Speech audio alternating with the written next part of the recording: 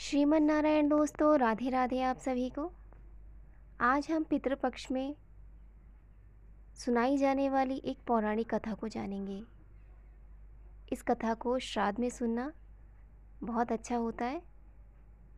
तो शुरू करते हैं आज की कथा। यह कथा है दो भाइयों की, जोगे और भोगे की कहानी। तो शुरू करते हैं। पौराणिक कथा के अनुसार जोगे तथा भोगे दो भाई थे। दोनों अलग अलग रहते थे। जोगे धनी था और भोगे निर्धन। दोनों में परस्पर बड़ा ही प्रेम था। जोगे की पत्नी को धन का अभिमान था, किंतु भोगे की पत्नी बड़ी सरल हृदय थी। पितृपक्ष आने पर जोगे की पत्नी ने उससे पितरों का श्राद्ध करने के लिए कहा, तो जोगे इसे व्यर्थ का कार्य समझकर टालने की चेष्टा करने लगा। किंतु उसकी पत्नी समझती थी कि यदि ऐसा नहीं करेंगे तो लोग बातें बनाएंगे। फिर उसे अपने मायके वालों को दावत पर बुलाने और अपनी शान दिखाने का उचित अवसर लगा। अतः वह बोली, आप शायद मेरी परेशानी की वजह से ऐसा कह रहे हैं, किंतु इसमें मुझे कोई परेशानी नहीं। मैं भोगे की पत्नी को बुला लूँगी, दोनों मिलकर सारा काम कर लेंगी। फिर उसने जोगे को अपने पीहर न्योता देने के लिए भेज दिया। दूसरे दिन उसके बुलाने पर भोगे की पत्नी सुबह सवेरे आकर काम में जुट गई।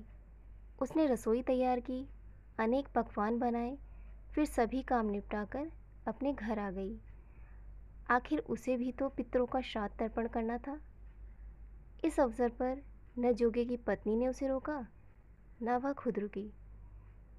शीघ्र ही दोपहर हो गई। पितृ भूमि पर उतरे। जोगे भोगे के पितर पहले जोगे के यहाँ गए, तो क्या देखते हैं कि उसके ससुराल वाले वहाँ भोजन पर जुटे हुए हैं। निराश होकर वे भोगे के यहाँ गए। वहाँ क्या था, मात्र पितरों के नाम पर अगियारी दे दी गई थी। पितरों ने उसकी राख चाटी और भूखे ही नदी के तट पर जा पहुँचे। थोड़ी देर में सारे पितर इकट्ठे हो गए और अपने अपने यहाँ के श्राद्धों की बड़ाई करने लगे। जोगे भोगे के पितरों ने भी अपनी आपबीती सुनाई।